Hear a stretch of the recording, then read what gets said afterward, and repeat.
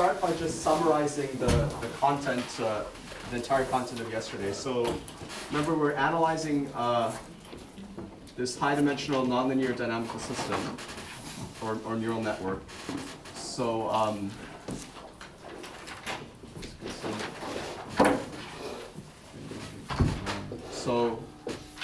a neuron I receives inputs from all the other neurons in the network through weak, random, unstructured connectivity.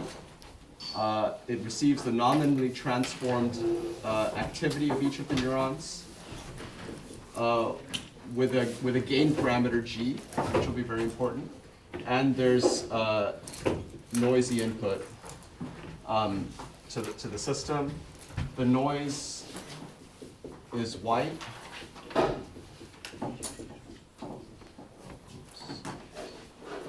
Across both neurons and time. And for our purposes, phi of g of x can just be taken to be tan h gx. Right? And JIJs are drawn independently. They're drawn IID from a Gaussian distribution with variance 1/n. So that's the system we're analyzing.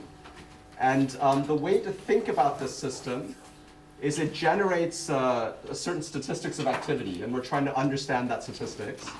So the sampling process is: 1, you pick a JIJ. 2, you pick a noise realization, CI of t.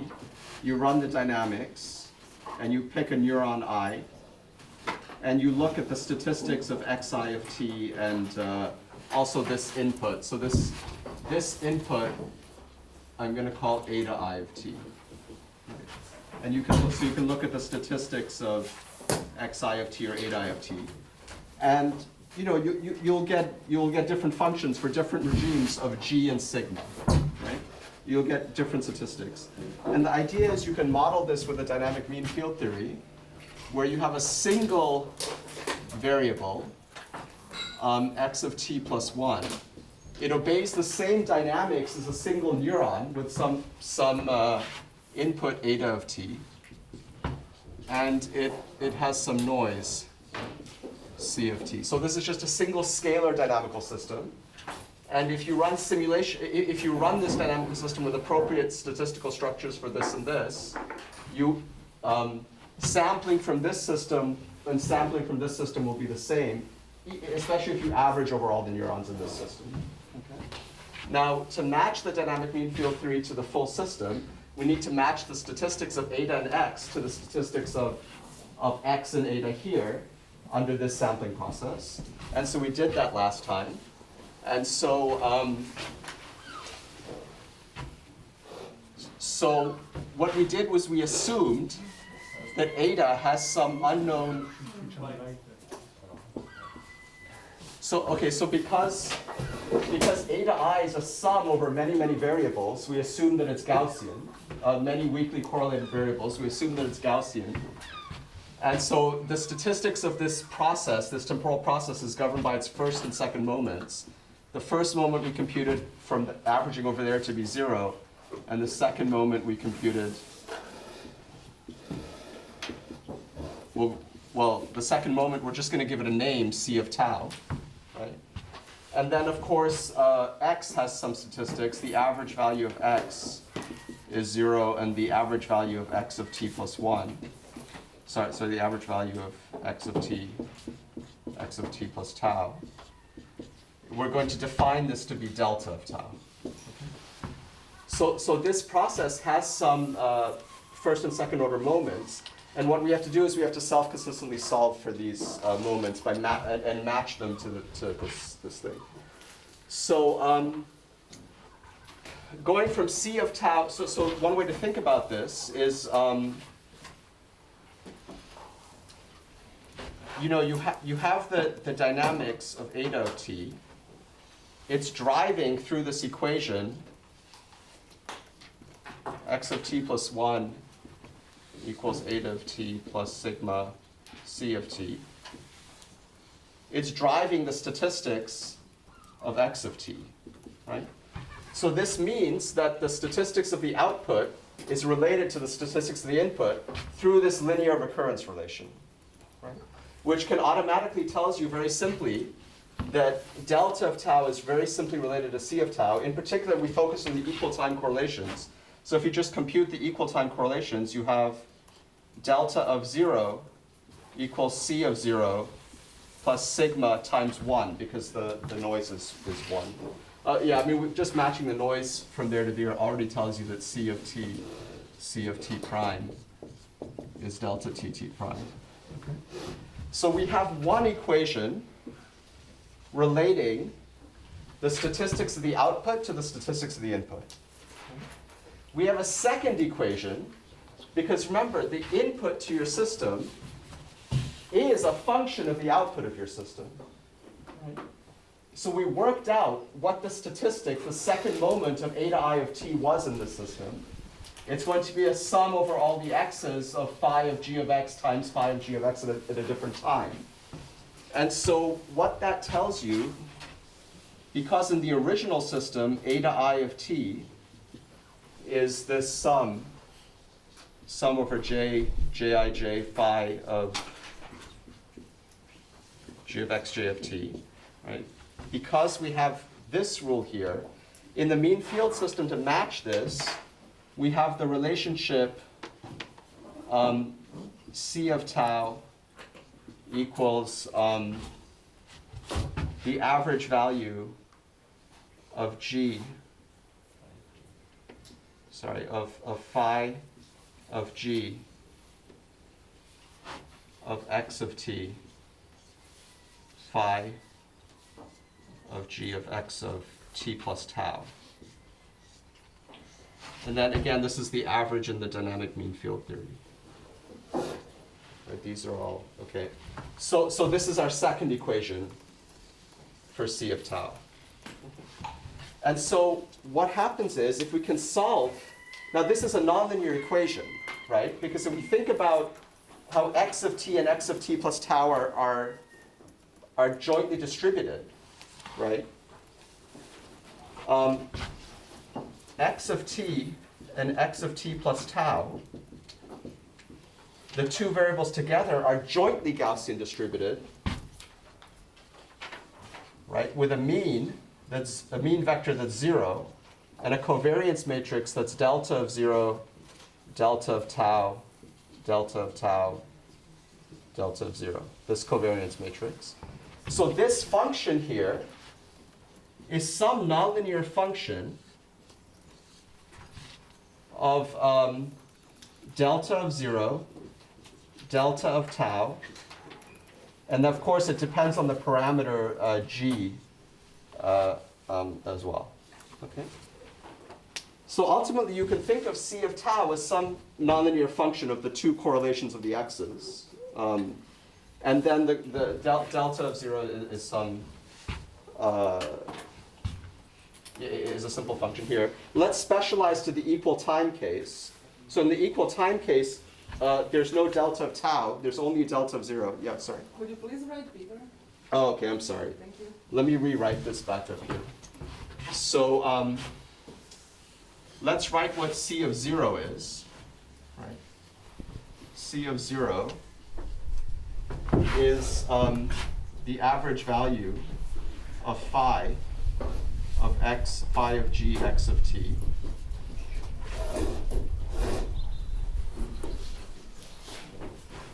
But remember, x of t is Gaussian distributed with a mean of 0 and delta of 0, right? So to perform this average, I just have to integrate over a Gaussian distribution. So then C of 0 is the integral over dz, where this is the Gaussian measure of, oh, sorry, there's a square here.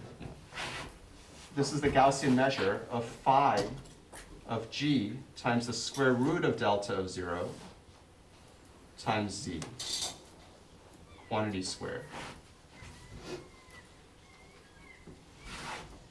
Okay. So this is saying that if the x's have some variance delta of 0, then eta will have some variance that's given by passing this variance through the nonlinear gain, passing it through the gain, suppressing it through the nonlinearity, and averaging over the distribution of the x's, and you get the correlation of the inputs. Okay? So now we have these two things. We have two equations and two unknowns.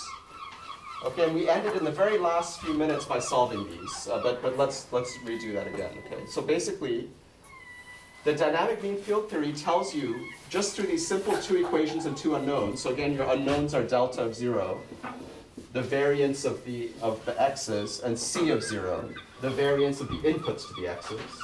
And they must be determined self-consistently through the simultaneous solution of these two equations. Okay, so that's the content of the dynamic mean field theory.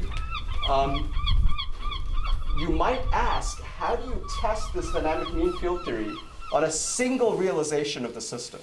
So I give you a single Jij, right? And I give you a single realization of the noise. What do you, actually here's a good question. Let me ask a question to the audience. So you don't get to average over Jijs, you just have a very large system.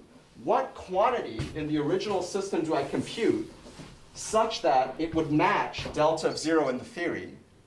And what quantity in the original system do I compute such that it would match C of 0 in the theory?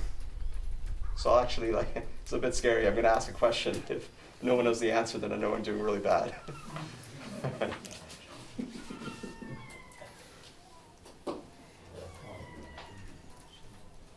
Professors don't count.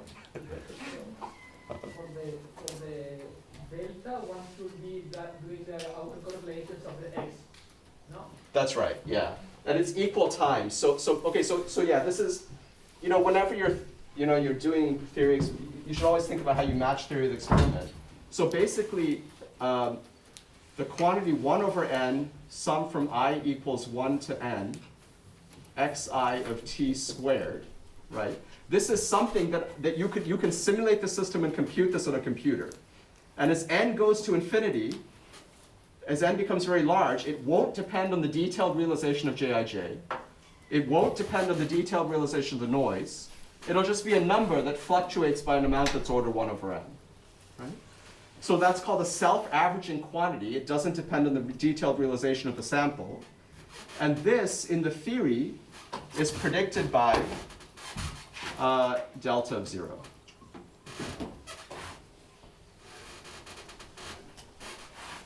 Okay, now, let me ask the second part of the question again. What quantity on the left-hand side converges as n goes to infinity to C of 0?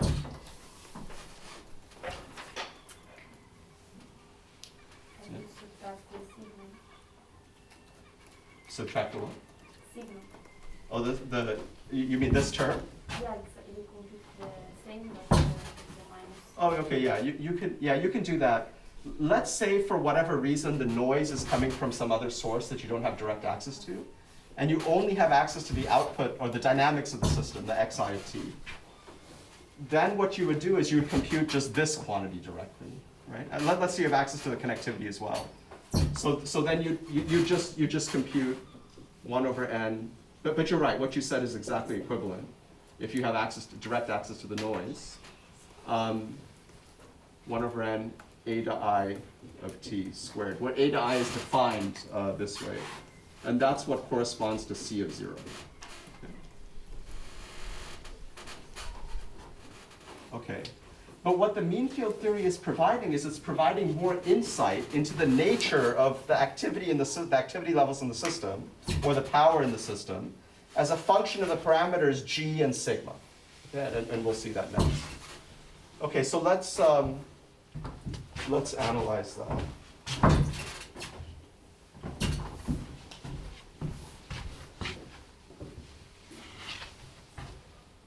So let me.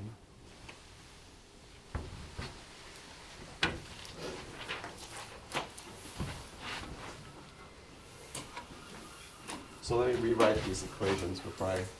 So delta of 0 is C of 0 plus sigma. Oh, I'm sorry. Yeah, of course. Thanks. Okay, and then C of 0 is this thing, right? Integral of over dz phi of g root delta of 0 c squared. Okay, so now I can erase these.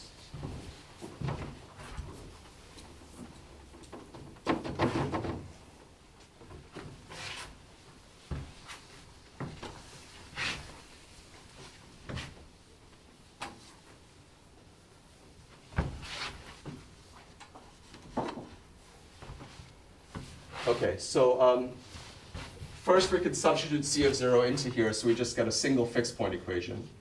Delta of 0 equals integral over dz phi of g times square root of delta of 0 z squared plus sigma squared. So this is the fundamental self-consistent dynamic mean field equation for the variance of the x's, okay, for delta of 0. So let's first analyze the case where sigma is 0, right? So you just have this term.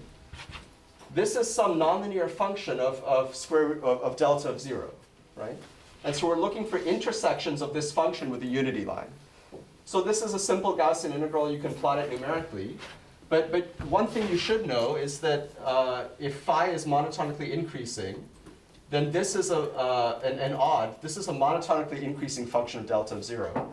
And this just captures the intuitive notion that if there's more variance in the inputs, if there's more variance in the x's, then after you pass it through this nonlinear function, there'll be more variance in the etas, right? So it's a monotonically increasing function.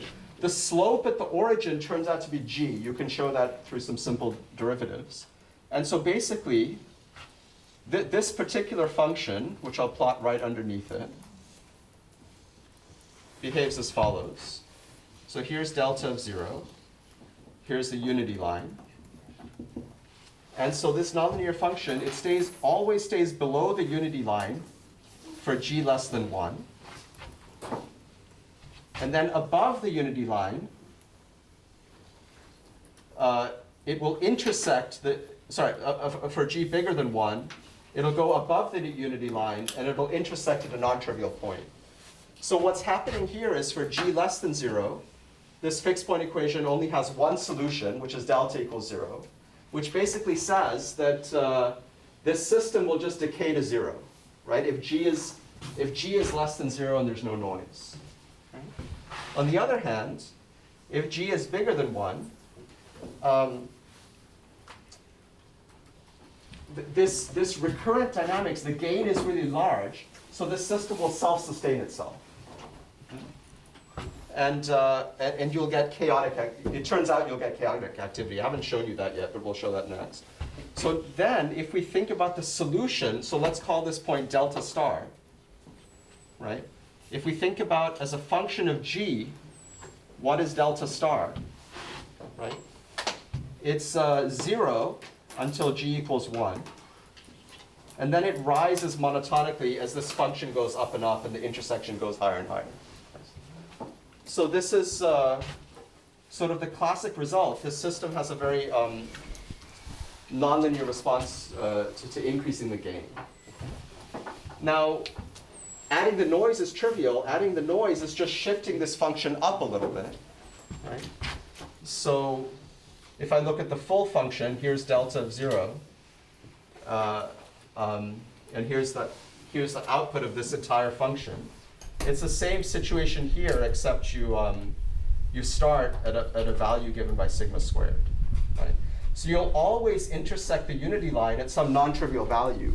And that corresponds to the fact that if you're driving a system with noise, you won't ever settle to 0. You'll have some non-trivial activity.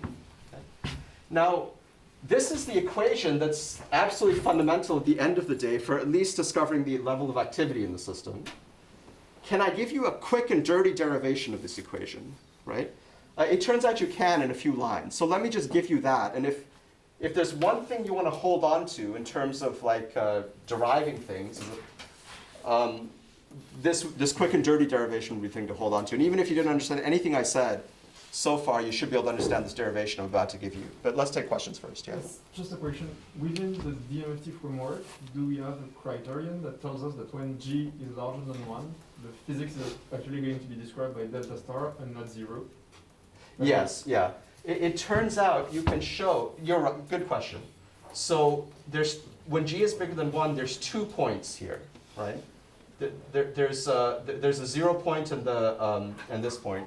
You can show that the 0 point is unstable by looking at small perturbations about the solution. And the only one that's stable is this one. Okay? I'll actually show that next in this quick and dirty derivation. Okay? So here's the quick and dirty derivation, right? So we know that delta of 0 is a theoretical quantity that's supposed to match numerically this quantity in this expression. Right? So a very simple idea. So this is like an order parameter, right? Let's just write down a recursion relation for this order parameter. Okay? So again, if you've been ignoring me the whole time because you're thinking about sailing or something, I encourage you to just tune in for this quick and dirty derivation because it's super easy to understand. I heard some laughs, which we. You guys are like the sum squared of the laughs is a system with a gain bigger than 1 each time anyways. But okay, so all right. So let's write down. So we have a recursion relation for x of t plus 1, right? So let's write down a recursion relation for. Let me need some space here.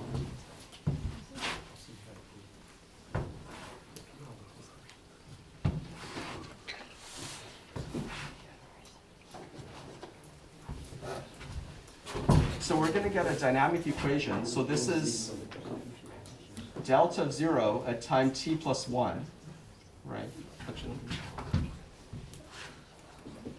Is 1 over n, sum from I equals 1 to n, xi of t plus 1 squared, right? Okay, so this is also, so then I plug in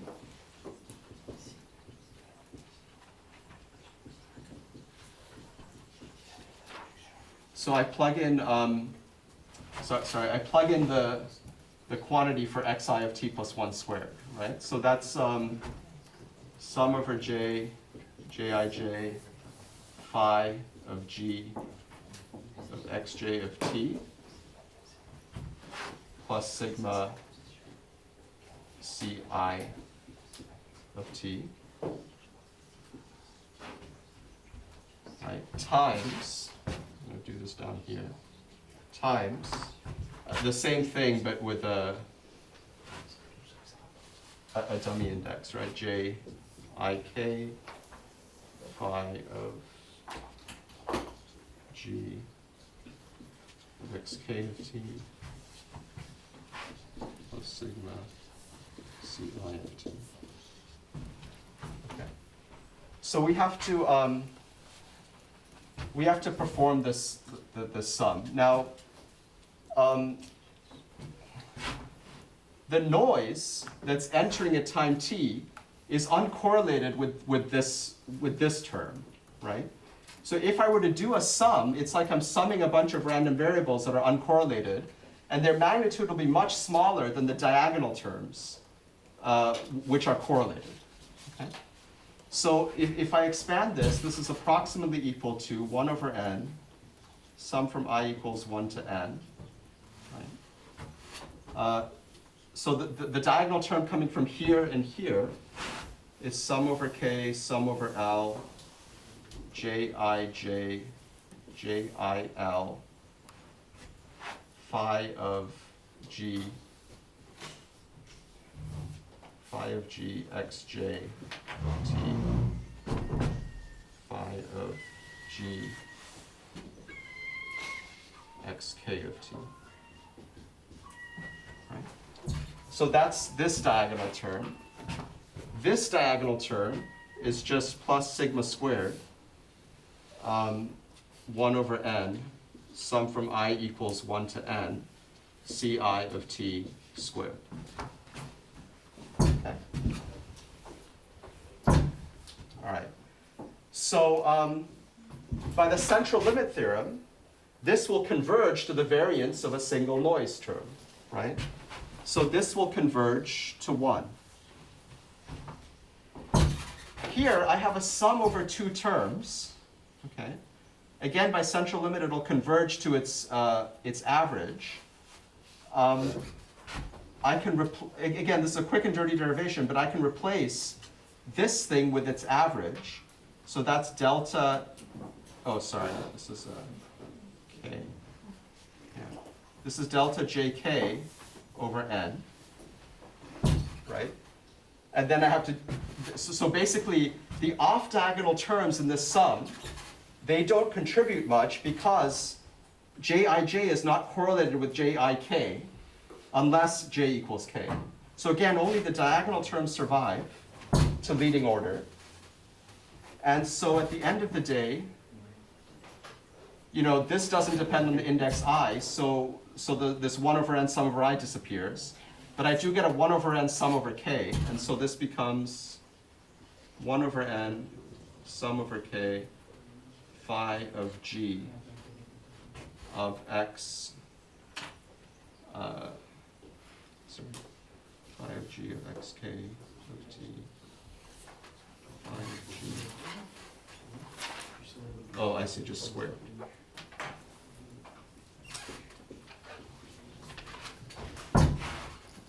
Okay, so only the diagonal terms survive, so I get the squared here.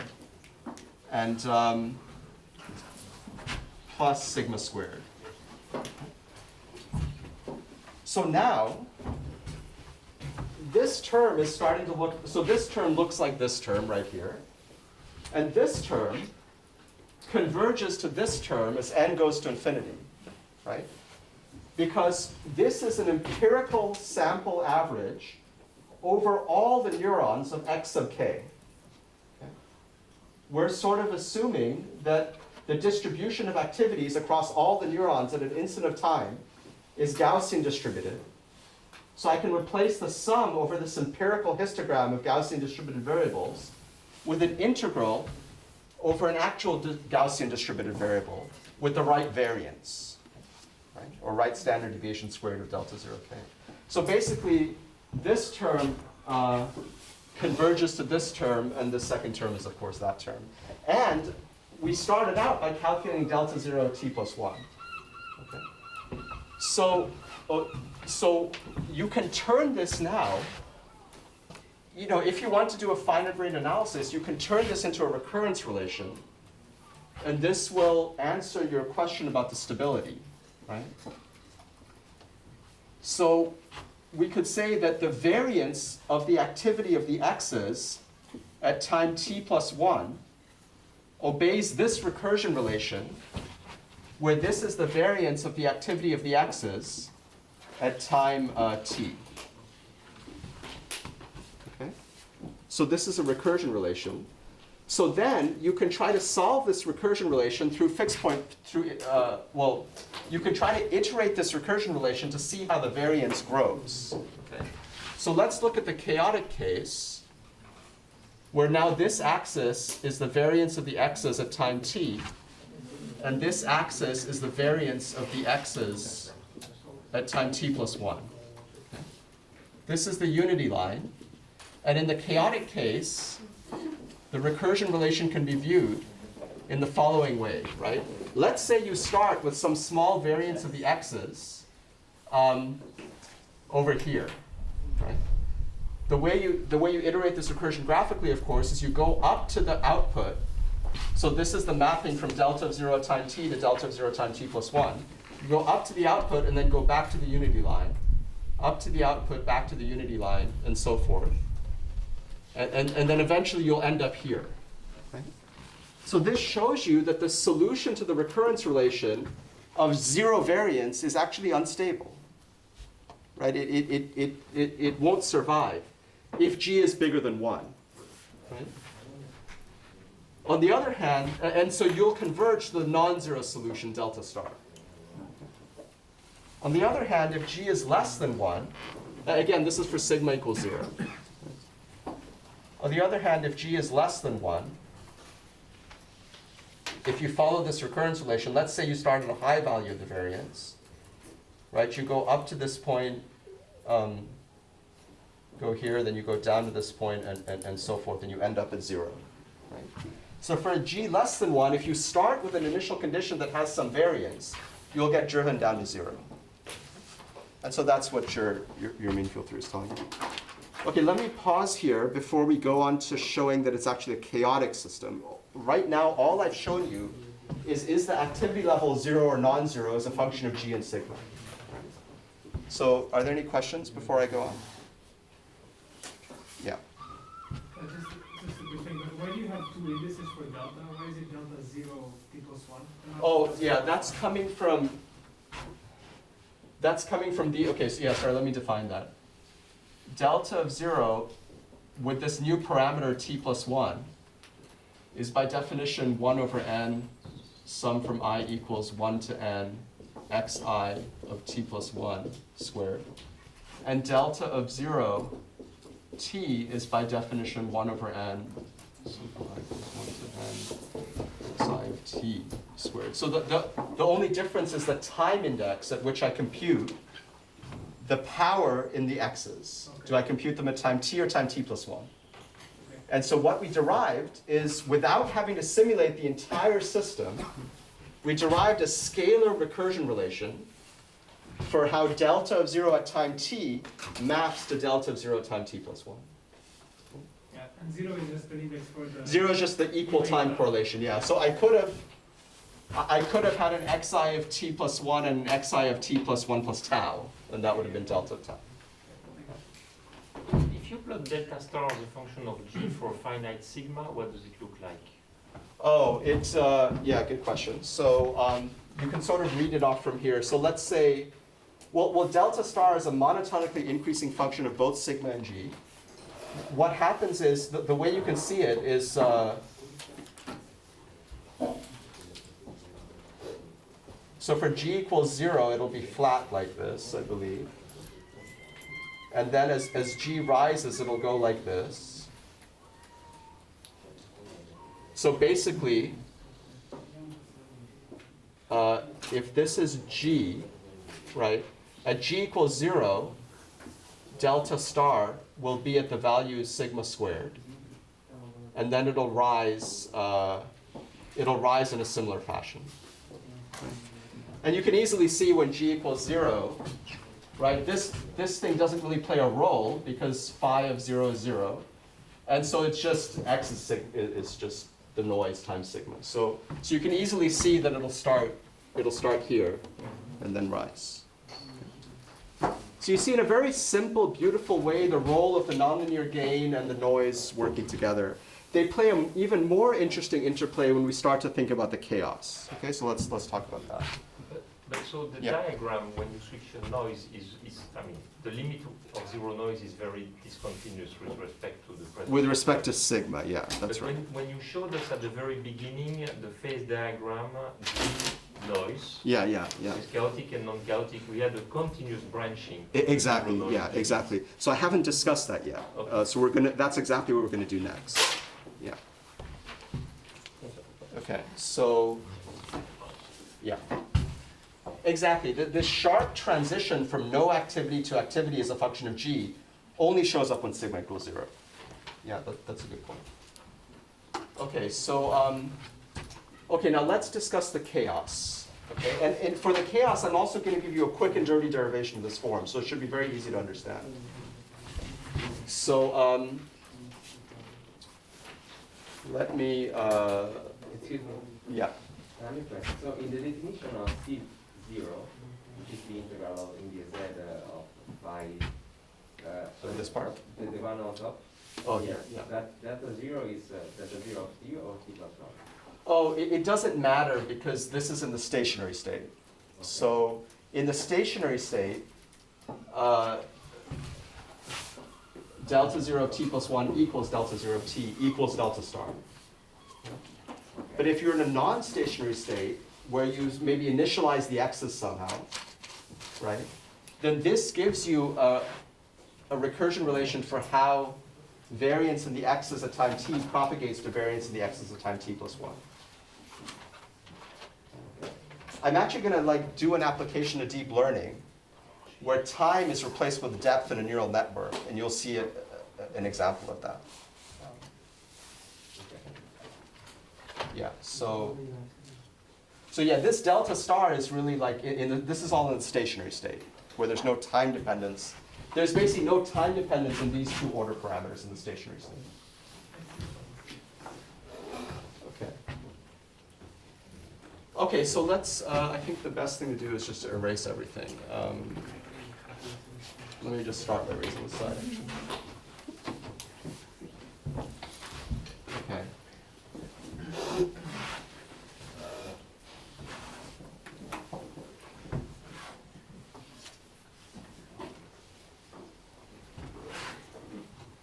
Okay, so to talk about chaos, we need to talk about sensitivity to initial conditions, right? So in our specific context, the way we can think about it is the following, right? Let's say that this is X space. Okay. So again, I'm talking about the full system now, not the mean field theory. Okay. So this is the full system. It's an n-dimensional. It's an n-dimensional state space. Okay. And to talk about chaos, I need to talk about two copies of the system and ask, if you start them close to each other, will they diverge or will they come together? Right, so the basic idea, so let me see if I can master two colors here. So there's the blue system, right, which maybe starts here, and the red system, which maybe starts here. Okay. And so then I can run the full equations and ask, where does the blue system go? Okay. Now, by the way, if we're in a stationary state, then we know that this order parameter is roughly constant. It doesn't change over time if we're in the stationary state. So we know that the dynamics of the system is confined to a sphere of radius, the radius squared is delta star, right? Because this quantity is just the normalized by n, right? This is just the normalized radius of where the state of the system sits. So if in the stationary state this normalized radius is constant, we know that all of the dynamics is confined to a sphere as the system evolves. But still, it's an n-dimensional sphere, so there's a huge surface area, right? So there's a lot of things that can happen in that surface area. Okay, so let's actually get rid of the axes just to make it simple. So I have some sphere of radius, a normalized radius squared of delta star. And so I'll start with 2 points on the sphere. Right? 1 point here and 1 point here. And there's two possibilities, right? It turns out, I'll prove this soon, but in the chaotic state where G is bigger than, well actually G is bigger than some function of the noise, okay? Where f of 0 is 1, okay? Yeah, let me just tell you the answer. So, right, there's this phase diagram where you have sigma and G, right? The boundary is at 1 here, and it rises like this, right? On this side, you're going to have chaos, and on this side, you're going to have regular activity. So, sorry, you're going to have decaying activity. Actually, it's not decaying. It's just non-chaotic. Okay. So basically, if G is bigger than this function of sigma, then the trajectory of the blue system will diverge away from the trajectory of the red system. And but they'll both stay on the sphere, but they'll diverge.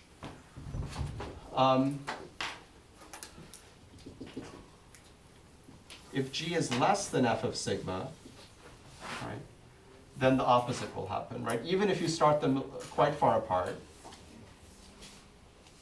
the trajectory of the blue system will converge to the trajectory of the red system, and then they'll go together for the rest of the time. Okay, so it's this sensitivity to initial conditions is the hallmark of the chaotic state, yeah? Doesn't that depend on sigma though? It does depend on sigma, which is why The chaotic state is on the upper side. Oh, I'm sorry, yeah. I mean, the second regime where trajectories converge, does that happen for all sigma and g, or is it a specific? So, okay, it happens in this region, right? So if the noise is large compared to the gain, then it's non-chaotic, right? So that's this inequality. This is a curve f of sigma. Yeah, so right now I'm just telling you the answer. You shouldn't believe me, but this is the correct answer. So the one way to think about it intuitively is that the noise is suppressing the chaos. And the nonlinear gain is what creates the chaos, right? So if you increase the amount of noise, you need a larger nonlinear gain to go from the non-chaotic regime to the chaotic regime. Yes, but the behavior on the right-hand side, it's more of an asymptotic behavior, because on short times, the trajectories will diverge, right? It's just that if you take t to infinity, then they will fluctuate around this fixed point of 0, right? It's different from the left-hand side where trajectories diverge at short times, right? So I think on the right-hand side is more of at large times they converge. It will take some time. It will take some time for the convergence to occur. That's true. And you can actually work that out from what I'm about to tell you soon. Okay. Yeah. But what will happen is that over some time scale, they will converge and become very similar to each other. In fact, the correlation coefficient will be 1 to order 1 over n, with errors of order 1 over n. So, but you're right. I mean, I haven't told you how long it'll take yet for that to happen. It turns out it won't take that long, like a handful of steps. Of course, the convergence time will get longer and longer as you get closer to this phase boundary, of course. So if you're deep within the non-chaotic phase, it doesn't take that long. Yeah. Okay, good. Okay, so how do we formalize this notion? Okay. Well, a simple thing that we can do is we can track another order parameter, which is the overlap between two replicas of the system. And I don't really mean replicas in the sense of like replica theory and condensed matter, but it's sort of similar in spirit. So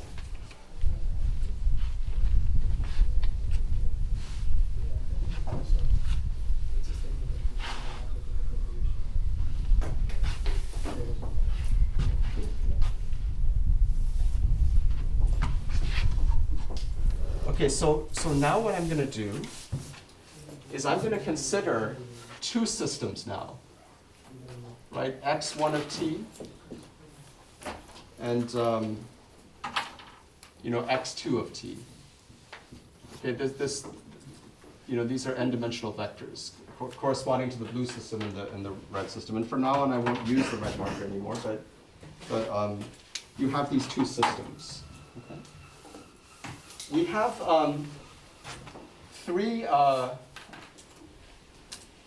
we have now two order parameters that we want to track.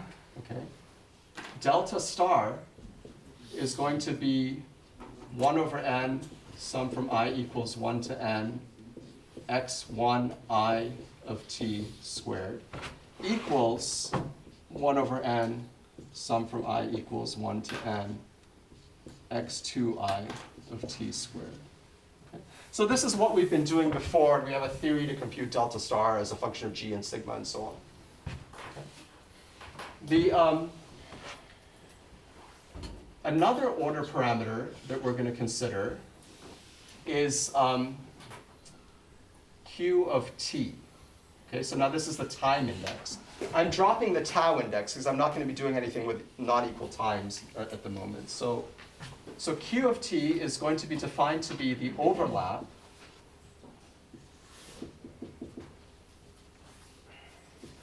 x1 I of t, x2 I of t. Okay, so it's just the overlap or cosine angle between, it's just the overlap between the first system and the second system. Okay? And of course, I can define q of t plus 1 by just replacing t plus 1 here and t plus 1 here, right? So the fact that I'm not tracking the time dependence of delta star means that each system has individually approached its stationary state. However, I'm initializing the distance between these two systems to be not equal to their stationary state. And then I want to track the convergence or divergence of these things. Okay? So the quick and dirty derivation then is okay, and then at the end of the day, what I care about is the correlation coefficient, C of t, which is just Q of t divided by the length of this vector, which is the square root of delta star, and the length of the second vector, which is the square root of delta star. So this is the correlation coefficient. It's between -1 and 1. Right? This is just the correlation. So this is the cosine angle between the two vectors. Okay? And what I'd like to do is I'd like to understand, how does this correlation map behave? If this axis is C of t, and this axis is C of t plus 1, right? There's several possibilities. Okay? Here's the unity line. Okay? I know that the curve, so there's a special point here, 1, and a special point here, 1. I know that the curve must go through the point 1, 1. Okay, basically what that means, just intuitively, if I initialize x1 to be equal to x2, they better go together for all future time, because we're studying a dynamical system where all the variables are fully observed, right? Okay, but then the critical issue is, does this curve drop below the unity line at the origin here, right? And maybe it intersects it here, maybe it even intersects it down here at 0, who knows, right? What would happen if it dropped below the unity line, right? Then I would run this recursion relation and see how C of t behaves as a function of time. What would happen is, let's say I started at a pretty high value of correlation, so that corresponds to these two things being close to each other. Right? Then I would follow the recursion relation. I'd go down to the left, down and to the left, down and to the left, and then I'd end up at some non-zero fixed point here, if this were the curve that I'm following, right? So in this situation, if I plot as a function of time C of t, even if I start at a relatively high value close to 1, I'll diverge and approach some fixed point given by this level. So this is a signature of chaos. Even if I start close to my replica, I'll diverge away. On the other hand, the other possibility is C of t plus 1.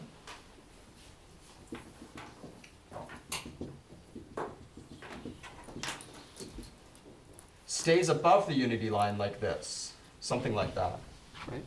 So then if I start close to 1, I'll get driven closer to 1, like this. And so in this situation, the dynamics of C of t, the correlation, if I start close to 1, I'll get driven up to 1. Okay? So what's critically important is the slope of this correlation map at 1, right? So I'm going to define chi to be, I'm just going to define it to be partial C of t plus 1, partial C of t, evaluated at C of t equals 1. Okay, so that's just the slope, right? And clearly if the slope is, so here, the slope is less than 1, which means I'm non-chaotic. And here the slope is bigger than 1, which means I'm chaotic. Okay? So that's where we're headed. Okay? So everything boils down to trying to understand how correlations propagate through the system. Right? Do correlations grow over time, or do they decay over time? Okay? So is the game plan clear? The conceptual game plan? Okay. Yeah? Not quite, because correlations can decay because of noise, right? It's not really chaos versus non-chaotic. it chaos versus regularity? So yeah, it's for okay. Yeah, it's for. So both replicas receive the same noise, right? Yeah. So it's really analyzing. I mean, basically, you're asking like, let's say I ran the system for some realization of the noise, and then I reran it for a slightly different initial condition with the same noise. Do I depart or not? So then it really is assessing the chaos. Yeah, that clarifies it. Yeah. Okay. Great. Yeah, that's actually a very important point. Yeah, it's both systems are receiving the same noise. All right. Okay, so all we have to do is write down a recursion relation for C of t plus 1 as a function of C of t. The only non-trivial part of that is because we're assuming stationarity, the denominator is constant, right? The denominator is constant. So all we care about is the overlap. Okay? So let's just give a quick and dirty derivation of a recursion relation for this overlap in the same way that we gave a quick and dirty derivation of the recursion relation for this power. By the way, I made an executive decision kind of between yesterday and today to go slower and try to actually make sure the derivations are understandable. So you learn something within the hour, hopefully, and then we're going to cover less over the course of the lecture.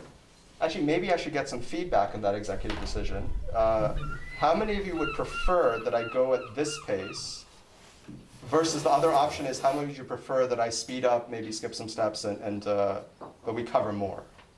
So option 1 is try to make the derivations understandable in the hour. Option 2 is cover more. So option 1, how many people? Okay. And option 2, how many people? Interesting. Okay, so I'm boring everybody. All right. Okay, interesting. All right. So, okay. Well, let me not switch immediately. Let me finish this derivation, and then I'll switch to that tomorrow. Okay. So, is that because people have seen this derivation before and you're bored, or I'm just going too slow? The bigger topics seem cool as well. The different topics seem cool. Okay. Yeah. All right. So maybe I'll switch to a point where I kind of. There's two ways to do this school, right? One is to make everything understandable in the hour. The other is to give you roadmaps for a bunch of things to look up after you leave. And I'll try to modulate more to that second option. All right. So okay. So let's see.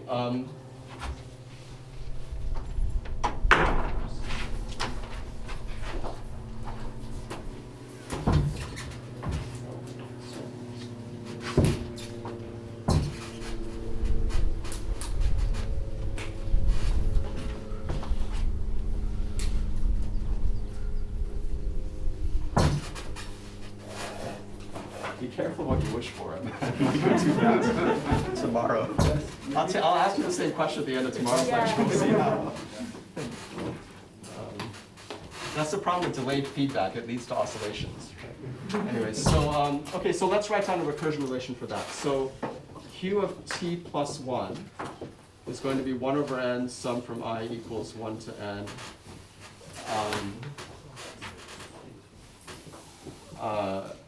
X1i of t plus 1, x2i of t plus 1, right?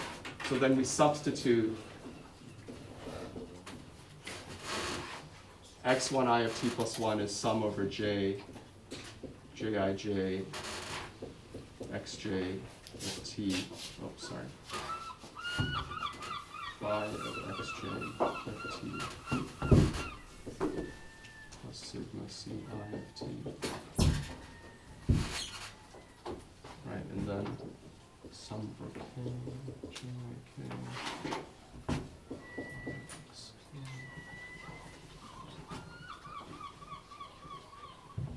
Xk of t plus sigma ci of t. Okay, so, oh, I'm sorry, this is for system 1, and this is for system 2. Okay. So then we play the same tricks that we played when we had the same system on both sides. So this is 1 over n. The cross terms between the new noise and the old state will disappear, right? So we need to worry about this diagonal term and this diagonal term. So then this is sum over j and k, jij, jik, phi of g of x1.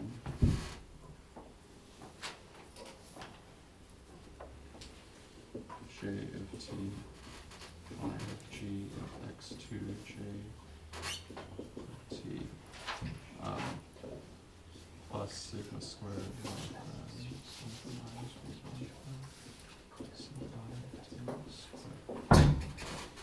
Okay, so okay, so then this again is just sigma squared. And this thing I can reduce it. The off-diagonal terms in j and k disappear, or you can neglect them. This becomes delta ij over, delta jk over n. So then the I index disappears, but I still have a sum over k. And so that's equal to sum from k equals 1 to n phi of g of x1.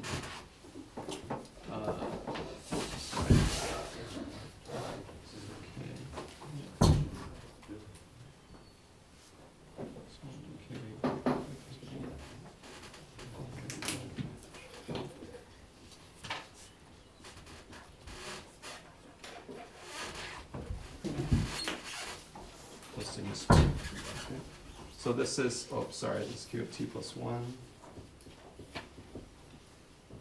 Okay, so so now we have this overlap between the nonlinear function of the state of the two systems at the previous time, right?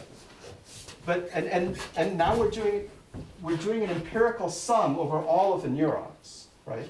So again, the trick behind the dynamic mean field theory is to replace this empirical sum over all of the neurons with the assumed theoretical distribution of xk, xk1 and xk2 as a function of the neuron index. So that distribution is the following, right? So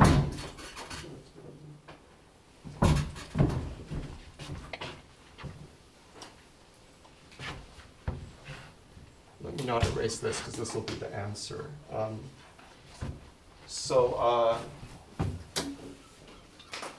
So if we think about x1 and x2, so x1 and x2 are jointly distributed, right, as a normal random variable with mean 0, right? And covariance matrix delta star, delta star in the diagonal, right? The variance of x1 is delta star by assumption. The variance of x2 is delta star by assumption. And the correlation between x1 and x2, the covariance of x1 and x2 by assumption is q of t. Okay.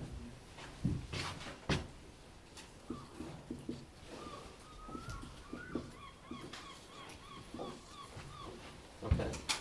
Now the idea is in the mean field theory, x1k and x2k are independent draws from this correlated distribution. For k equals 1, it's one independent draw. For k equals 2, it's another independent draw, and so forth. Right? So then I can replace this sum over the neurons with an integral over this distribution. Right? So let's call this distribution p of x1 comma x2. It of course depends on the two order parameters, delta star, which is actually not an unknown anymore, right? I already showed you how to find delta star as a function of g and sigma, right? So that's already known. The only thing that's unknown at this point in time is q of t and its relation to q of t plus 1. But we're going to derive an equation, a recursion relation for that. Okay, so this is that distribution. So this term over here can be replaced with, so I'm going to write this as Q of t plus 1. I need a better place to put this. Okay, Q of t plus 1 equals, so I'm replacing the 1 over n sum over k with an integral over dx1, dx2, p of x1, x2. Of course, it depends on these parameters. And then, actually, let me put the parameters in here.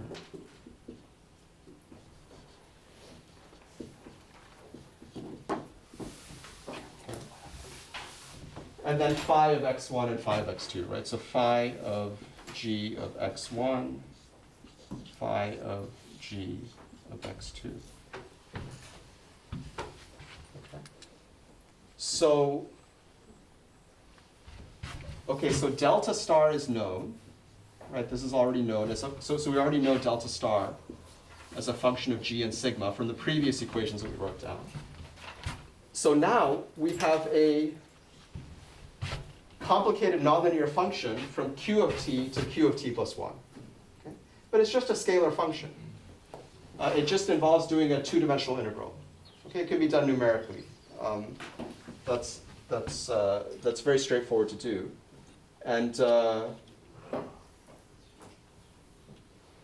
then the correlation map is just, oh, sorry, there's a plus sigma squared here. Okay, and so, okay, so, but we'd like to come up somehow intuitively understand the shape of this map, okay? So, so this is the recursion relation.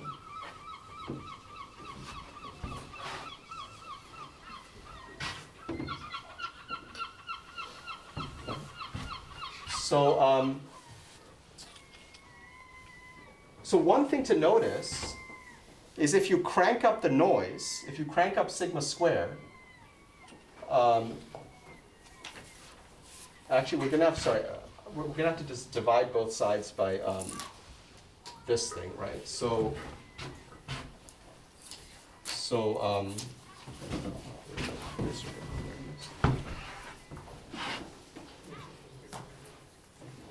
let me write the full recursion relation up here.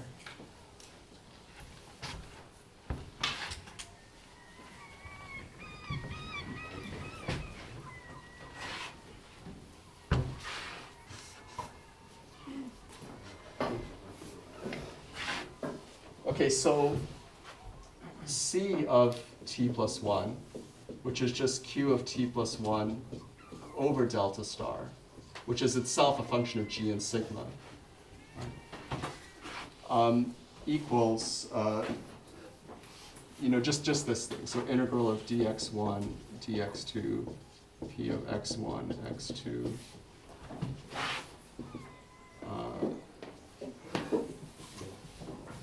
delta star. I might as well just write this as C of t plus C of t because it's just a renormalized version of Q of t. Phi of g of x1, phi of g of x2, plus sigma squared over delta star. And there's a 1 over delta star here. So yeah, I didn't really do anything except divide that equation by delta star, but this is the equation to box. Okay.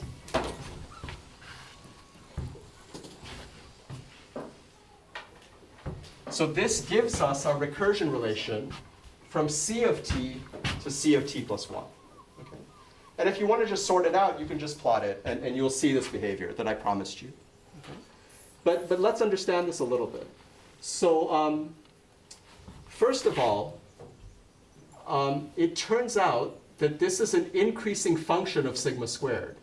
So the stronger you make the noise, the more you correlate the two systems, and that makes intuitive sense because the two systems are receiving the exact same noise, right? So when you compute the overlap of the output, the fact that they're receiving the same noise tends to correlate them more, right? But what's happening here is this nonlinear gain factor, right, can amplify small differences, right? So if this is x, and this is phi of gx, right, and we're looking at the tan h function, right? So this is the tan h function for g equals 1. This is the tan h function for with g less than 1, and this is the tan h function with g bigger than 1. It just becomes steeper and steeper. Okay? So if you were to feed two similar inputs into this function, this nonlinear amplification would stretch them out, right? A change in the input would become a large change in the output, but you wouldn't blow up because the nonlinear suppression will suppress you. Okay? So it turns out that this increased gain is what's responsible for amplifying small differences and therefore leading to chaos. Okay? So that's the intuition. So basically what happens is, the larger you make sigma squared, the larger this gain term is going to have to be to decorrelate and make sigma t plus 1 smaller than sigma t. Sorry, c of t plus 1 smaller than c of t. Right?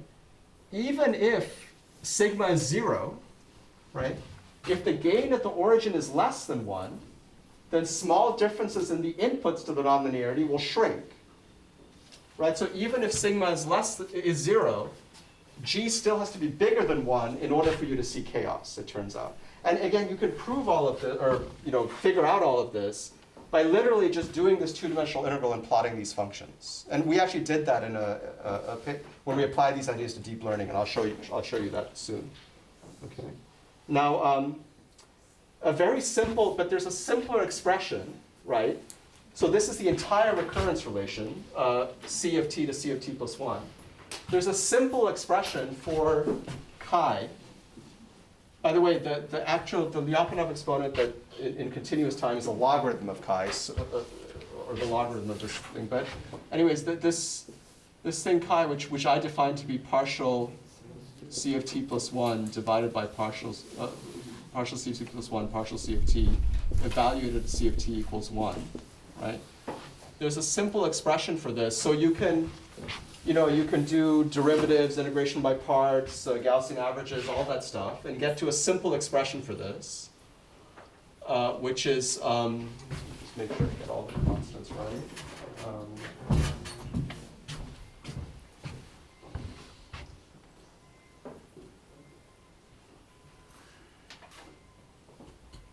Yeah. It's just the integral over this Gaussian measure z, right, of the slope of the nonlinearity, g, times the square root of delta star z, quantity squared. Okay. So this is chi, the slope. Okay, and again, if chi is bigger than 1, it's chaotic. If chi is less than 1, it's not chaotic. And so chi is some function of g and sigma, right? And so again, you can see that the slope of the nonlinearity, the average slope of the nonlinearity experienced across neurons, is what determines whether you're chaotic or not. And if you plot in the sigma g plane, you find that on this side, this is at 1. There's an increasing curve here where here chi is bigger than 1, here chi is less than 1. Okay. And so that's, yes, I sped up a little bit at the end, but that's the basic idea. Okay. So hopefully the conceptual path is very clear. You just put in two replicated systems with some assumed overlap. You propagate, you ask what, you propagate that overlap forward through time or you recurse backwards in time to figure out how the overlap at time t plus 1 relates to the overlap at time t. And you just follow your nose and do some plots and you get the results. All right. I'll next show you how to make money off this. Right? I'll show you how to initialize your deep network so you can make money using these ideas. Was there a question? Yeah. So this is a high-dimensional chaos, Right. and what is known about the spectrum of all the Lyapunov exponents? That's a good question. The entire spectrum is not known.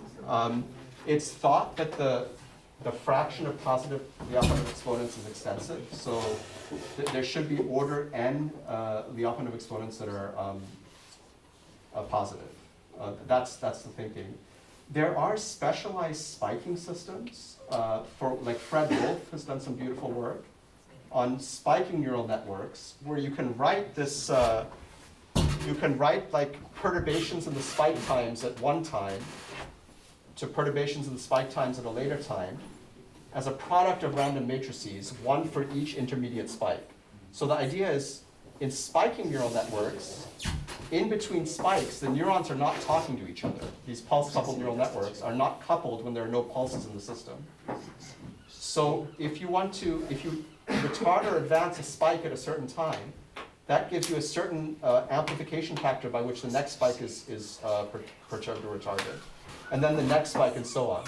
So you can write the perturbation time of one spike and some spike like n steps later in the network as a product of random matrices. And he used results from products of random matrices to show that these systems are chaotic with an extensive fraction of positive Lyapunov exponents. So that's, Fred Wolf's work is really nice there. As far as I know for this, again, I haven't followed all of the papers that cited this paper, right? So, but I'm not aware at the moment of any work that, yeah, I can do a quick literature search just so we can see it.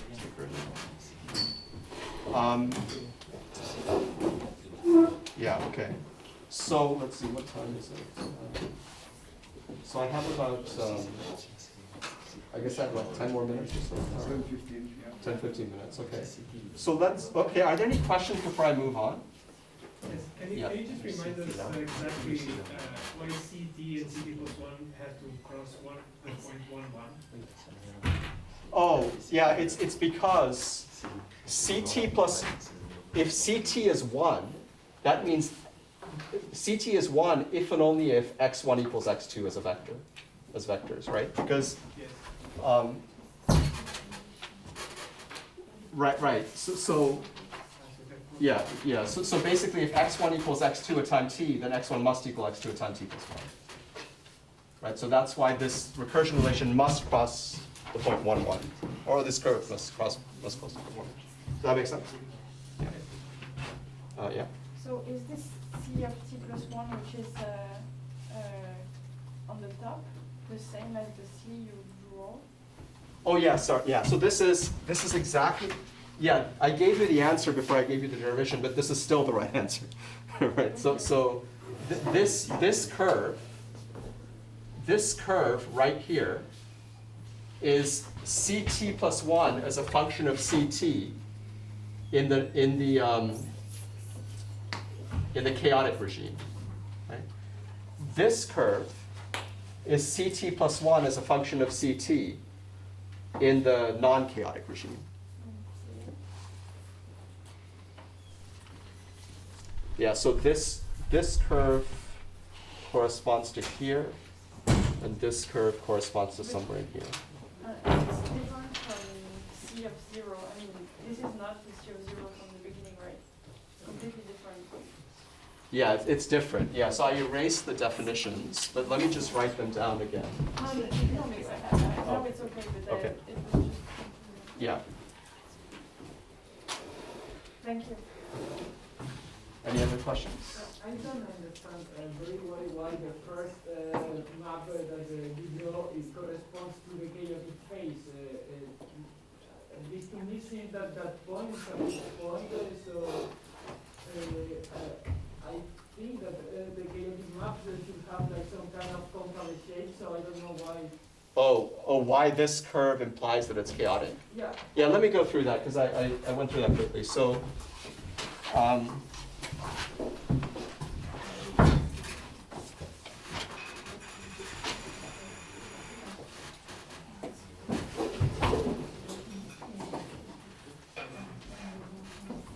Okay, so recall, right, C of t is x1 of t dotted with x, in the full system is x1 of t dotted with x2 of t divided by the square root of x1 of t, dotted with itself, and x2 of t dotted with itself, right? So it's literally the cosine of the angle between the two vectors. Okay, so we have a recursion relation for C of t and C of t plus 1, right? And that's what we worked so hard to derive, right? We've reduced it to just a two-dimensional interval. Okay. So let's say we could plot that. And let's say for, so again, this is 1, 1. And let's say for g less than 1, or for g in the non-chaotic regime, right? The curve stays above the unity line, right? So then we ask, it's the usual graphical way of solving recursion relations, right? We ask, let's say I start with a particular value of C of t, right? What will my value of C of t plus 1 be? Well, let's start on the unity line here. So then what I would do is I move up to this, curve, and I read out the answer of what C of t plus 1 is, right? Then I move to the next time step. At the next time step, I'm starting with Ct plus 1, so I go to here, right? And I ask, what will Ct plus 2 be? It's the same recursion relation, so I go up here, and then I keep iterating, and I see that I get driven to, I did write that was non-chaotic, right? Oh wait, am I screwing this up? Yeah, there was no problem. So this is, did I write that this is non-chaotic? I forget. No, this is chaotic. That was big.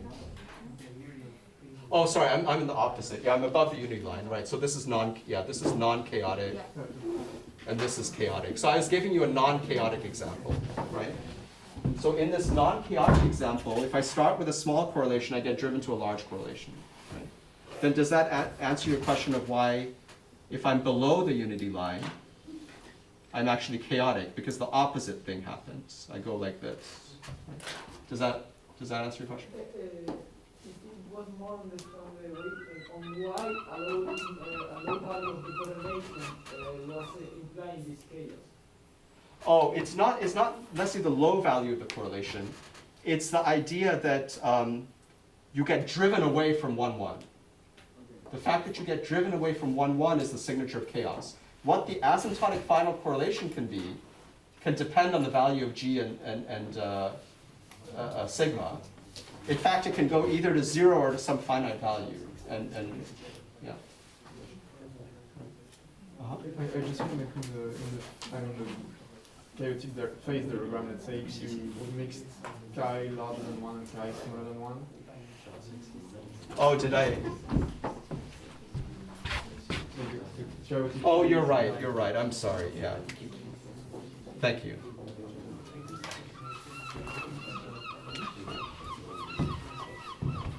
Yeah. Maybe this is a technical question, but the equation that you go when you start are very similar to the equation that arise in approximate message path. Yeah. In that context, you need to add an on-cycle correction term to get the result that you want. Yeah. What you obtain here is what you would obtain if the matrix J Yeah. was redrawn at every step.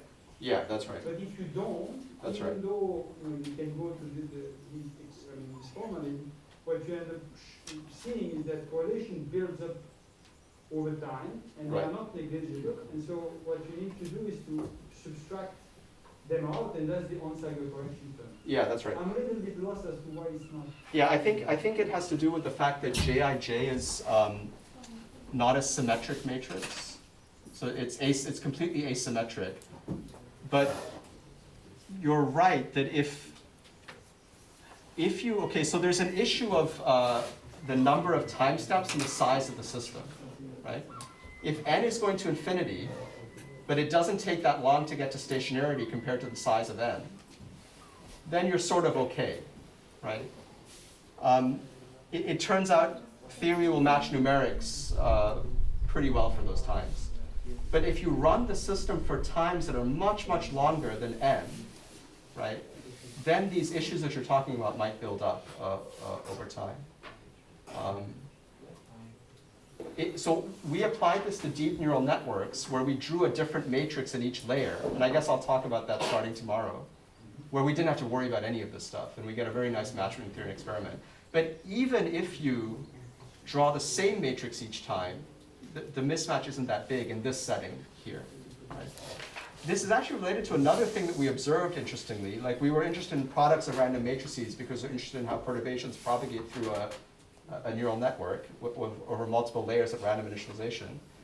And we found that, like, if we look at the spectrum of products of random matrices, of products of, say, W1 times W2 times W3 and so on, there's a nice free probability theory that tells you how the spectrum of the product relates to the spectrum of the individual terms. And then we asked, well, what if we don't redraw the matrix at each time step, right? What if we do the same matrix? So just W1 times W1 times W1. And we found what I just told you is that as long as the number of terms in the product is much smaller than the size of the matrix, we can just apply free probability theory, and the spectrum that we get predicted from free probability theory, where we assume that we draw independent elements, matches pretty well what we get from the product of the same matrix. So we don't understand that. Of course, things break down if you go to very, very high powers compared to the size of the system. And I don't think anybody's done a finite size scaling analysis to see how it breaks down. It's a very because the entire term is over one. So Yes, yes. But actually, yeah, as Surya saying that if there is a correlation between Gij and Gji, is there? It's Yeah. only for the point at which Gij is independent of Gji, which is 0. Otherwise, it's always there. Exactly, yeah. So that has to do with, yeah, what I mentioned, that the Jij is an asymmetric matrix, right? There's an enhanced sort of dynamic mean field theory that I won't be discussing because I think there's too much to cover in these notes. Where what if Jij were symmetric, right? Or there was some correlation between the impact that J has on I and I has on J. Then you have to worry not just about propagating correlations about the system, but you have to worry about the response. So you have to work with a correlation function and a response function together, and that's related to onset of reaction and all that. Yeah. So, but yeah, okay. So actually, let me. I think actually this is well. Are there any other questions? I think this is a good point to stop, unless there's any other questions, and then we can learn how to make money tomorrow. Of course, there's a few more steps beyond what I tell you and actually making money.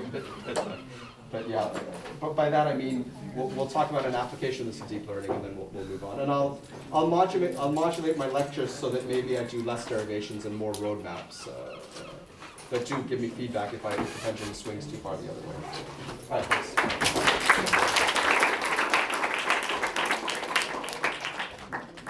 All right, just a moment to announce it first. So, first one.